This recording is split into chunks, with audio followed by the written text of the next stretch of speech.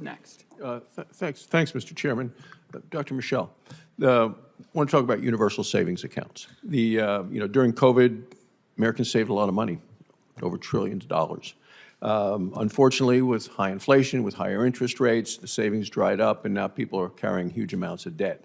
I think we're talking about household debt of $18 trillion right now, and in Wyoming, the average family is spending over $1,000 a month more just to kind of stay up to where they were when this administration came into office.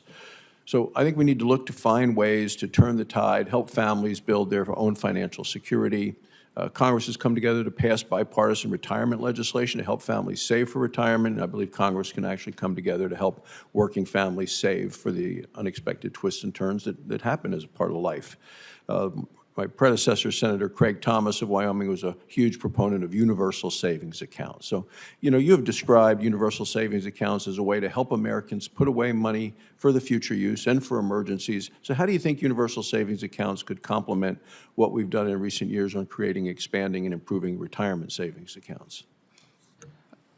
Thank you for the question. I think we've heard today that 529s in particular have some can be complicated to set up for some families to feel comfortable putting money into that is earmarked for a very specific purpose in the future.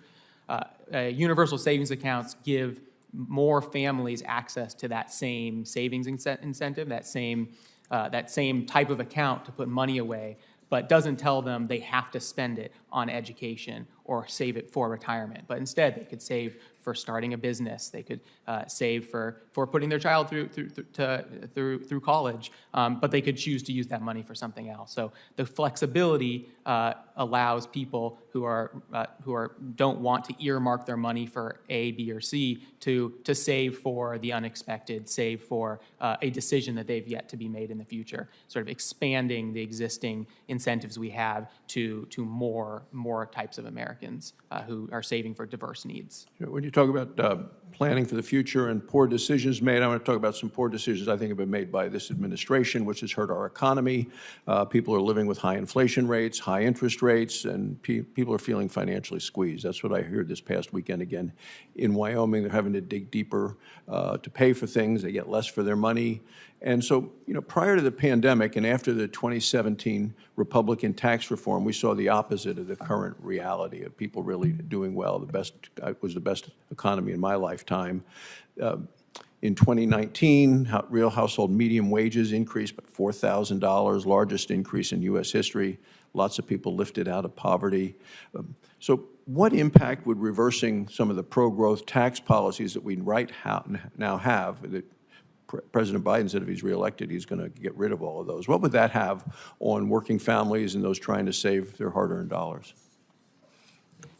Reversing the 2017 tax cuts, I think, would have you can think about it in two different buckets. One is tax rates would go up on individual families across the board, and that gives them less money to spend on whatever their priorities are, including savings.